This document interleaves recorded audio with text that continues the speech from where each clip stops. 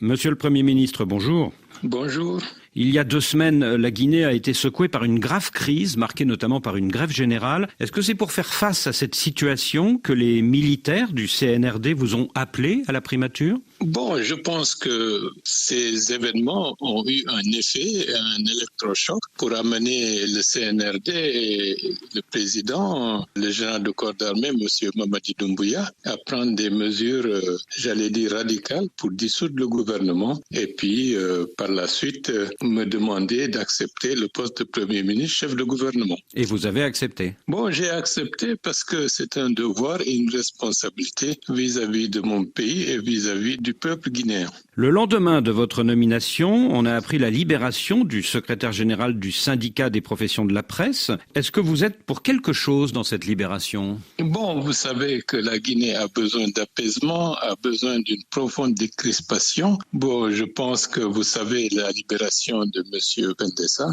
est une procédure judiciaire où le gouvernement n'a pas une prise directe et ne doit pas interférer dans le cours normal des procédures judiciaires. Mais vous avez peut-être souhaité qu'il soit libéré au moment où vous preniez vos nouvelles fonctions, non ? Bien entendu, parce que nous avons intérêt, dans le contexte actuel, à faire en sorte que le climat politique social s'apaise, puisque nous devons faire face à beaucoup de défis liés à des situations calamiteuses, comme l'explosion du dépôt de carburant, une demande sociale qui est restée pendant très longtemps insatisfaite et qui est en train de remonter en scène, aggravée par le fait que l'inflation, cette inflation mondiale, a un impact sur la vie des Guinéens qui ont du mal à joindre les deux bouts. Alors vous dites que vous venez à la primature pour décrisper la situation. L'une des causes de la grave crise d'il y a 2 semaines, ce sont les coupures de chaînes de radio et de télévision indépendantes. Ce sont aussi les restrictions sur Internet. Halte à la censure, disent les forces vives de Guinée. Est-ce que toutes ces coupures vont cesser ? Bon, nous devons travailler à avoir une évolution normale. La question de l'Internet, au-delà des péripéties politiques, est devenue la 4e révolution industrielle. Et de ce point de vue, la Guinée n'entend pas rester en dehors de ce processus mondial. Et je pense que nous allons tout mettre en œuvre pour que la situation redevienne tout à fait normale, tout en demandant et en exigeant de la part de tous les acteurs la responsabilité par rapport aux intérêts majeurs de la République de Guinée. La semaine dernière, j'ai d'ores et déjà rencontré à ma demande les professionnels des médias et nous avons eu à échanger sur la question. Dans les prochains jours, nous allons travailler à ce que la situation redevienne normale. À ce que la situation redevienne normale du point de vue d'Internet, c'est ça ? En ce qui concerne la question de la restriction d'Internet, la restriction a été levée. Mais nous n'avons qu'un seul câble. Vous devez savoir que la Guinée, de ce point de vue, a besoin, disons, d'accroître ses capacités sur ce plan. Et quand vous dites que vous avez dit au patron des médias que la situation allait redevenir normale, c'est du point de vue des chaînes de radio et de télévision qui sont actuellement coupées ou brouillées ? Bon, peut-être je n'ai pas dit exactement que ça redeviendra normal, mais j'ai pris en compte leurs doléances et leurs préoccupations et je vais en discuter avec le président de la République, le général Doumbouya, pour avoir son point de vue. Et je pense que l'état d'esprit qui doit prévaloir à l'heure actuelle, c'est un état d'esprit de décrispation. Et comme les médias, notamment les responsables, vont mettre en place un organe d'autorégulation interne, je pense qu'ils ont pris bonne note de la nécessité de moraliser et de discipliner une nouvelle génération de journalistes qui sont beaucoup plus dans la culture des réseaux sociaux que dans la culture d'un professionnalisme avéré en ce qui concerne le métier du journalisme.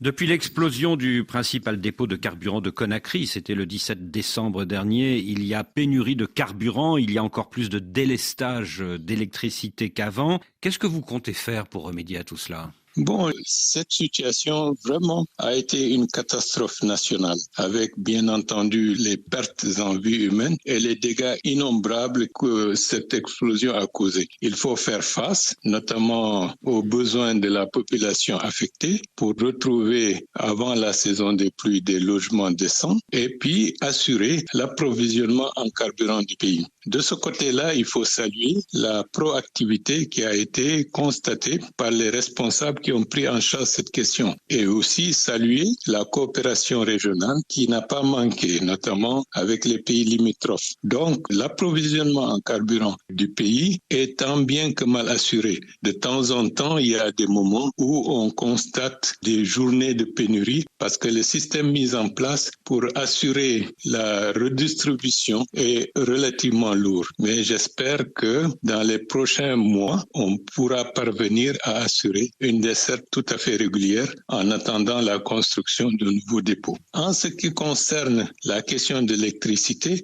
de ce point de vue, il y a certes l'approvisionnement en mazout pour faire fonctionner les groupes thermiques, mais les ressources publiques pour acheter de manière régulière une quantité suffisante de carburant pour faire fonctionner les machines, de ce point de vue, il y a des difficultés et nous essayons de rechercher des voies et moyens de pallier à ces contingences qui affectent la vie des citoyens guinéens. Mais actuellement, à Conakry, il n'y a pas d'électricité dans beaucoup de quartiers entre 9h et 18h. Est-ce que ça va continuer? Bon, c'est une réalité qui s'impose à nous du fait d'une situation difficile au niveau du secteur de l'électricité, c'est-à-dire de la société EDG de Guinée. Ceci mérite d'être souligné parce que de ce point de vue, on se bat actuellement avec les équipes concernées pour trouver des solutions, quitte à débourser des montants qu'on aurait pu utiliser dans le secteur des investissements pour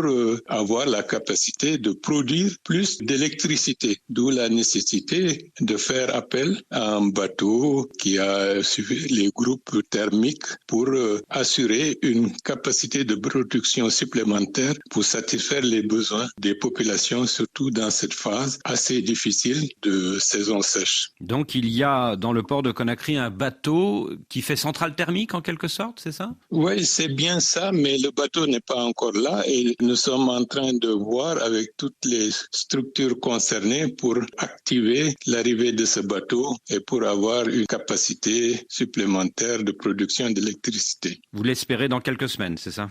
Bon, on se bat dans ce sens, comme on dit, wait and see. Autre cause du mécontentement populaire, Monsieur le Premier ministre, la cherté de la vie. Depuis quelques mois, les prix des produits de base ne cessent de monter. Comment arrêter cette inflation ?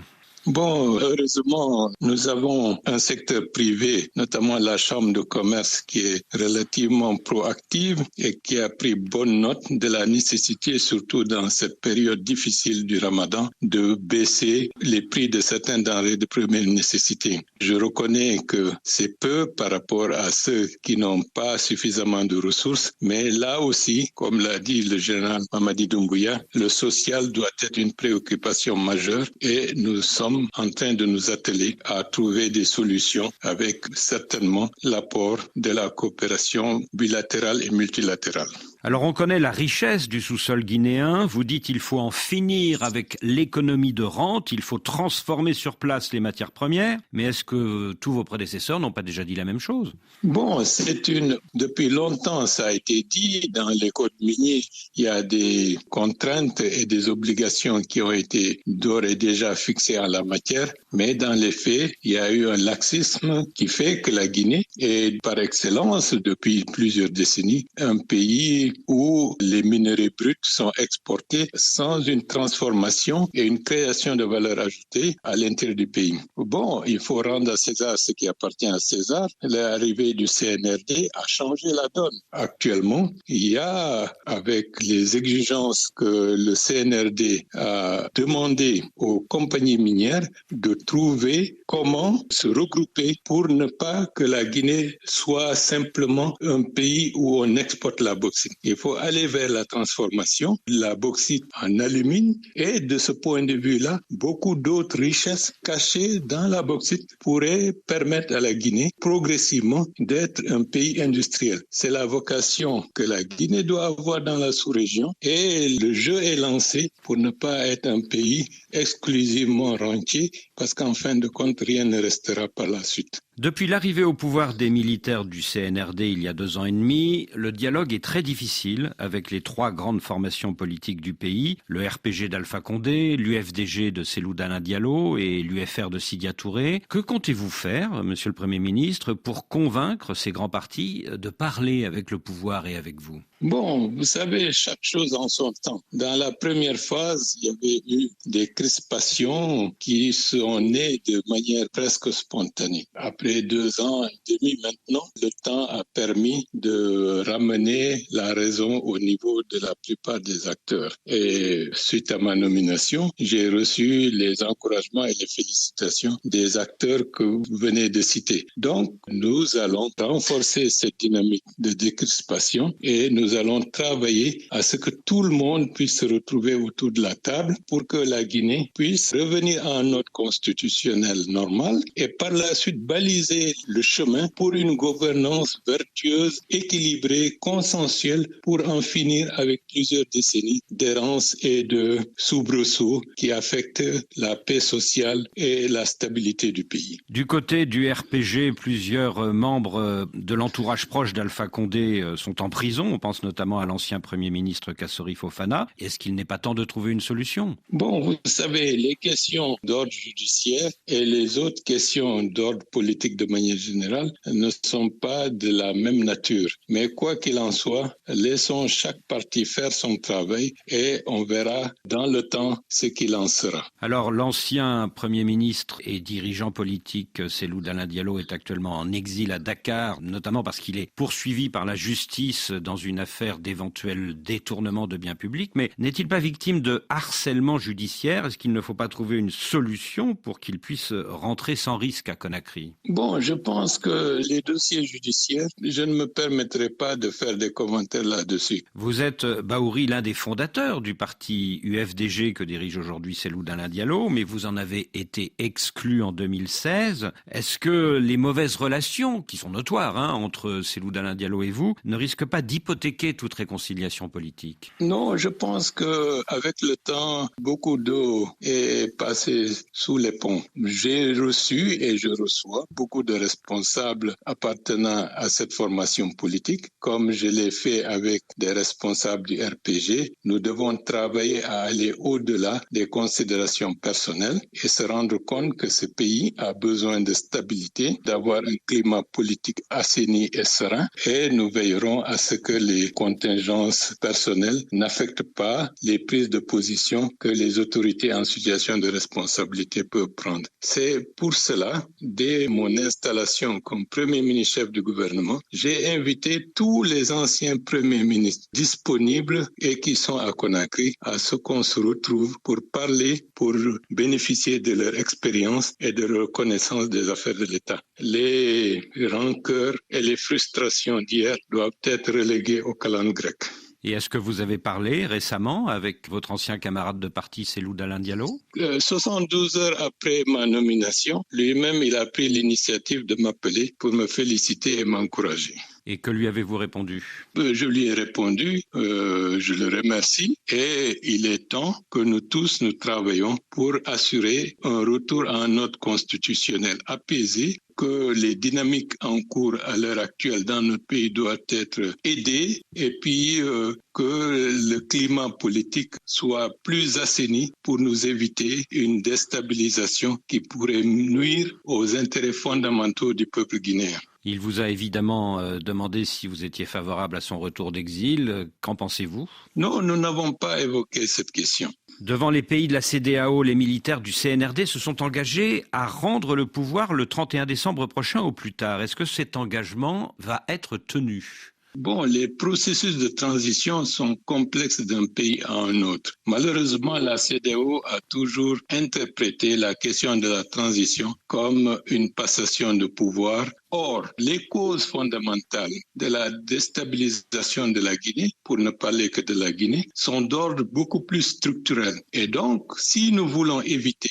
la répétition de ces séries d'instabilités, il faut prendre en compte la nécessité d'un state building, d'où la refondation en se dotant d'instruments lui permettant d'éviter de nouvelles crises politiques majeures. Bien entendu, à l'heure actuelle, il y a quelques retards qui ont été constatés, mais nous ferons le point dans les prochaines semaines ou prochains jours avec la classe politique guinéenne de manière globale et nous ferons en sorte que les retards constatés puissent être rattrapés avec l'aide de Dieu.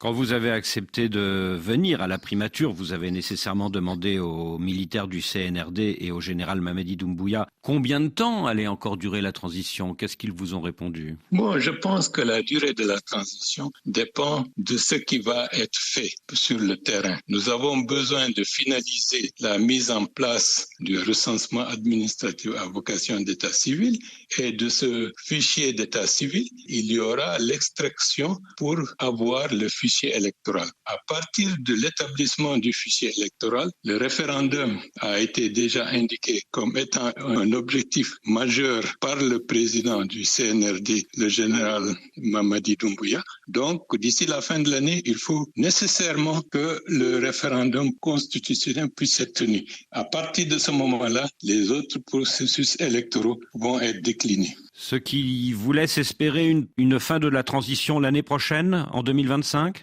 J'espère que nous tiendrons le cap et ce qui est en train d'être fait va dans cette direction. S'il y a un référendum avant la fin de l'année, peut-on espérer un retour à l'ordre constitutionnel normal d'ici 1 an ? Bon, je ne peux pas me prononcer puisqu'il y a beaucoup de contingences. Dans un contexte où nous accusons une fragilité sur le plan économique, sur le plan financier, nous devons travailler à une stabilisation, à une décrisp politique pour avoir la possibilité d'examiner et de faire les étapes du chronogramme dans une relative sérénité. Donc, l'objectif, c'est de finir cela et je pense que 2025 est une bonne période pour couronner l'ensemble du processus et toujours avec l'aide de Dieu.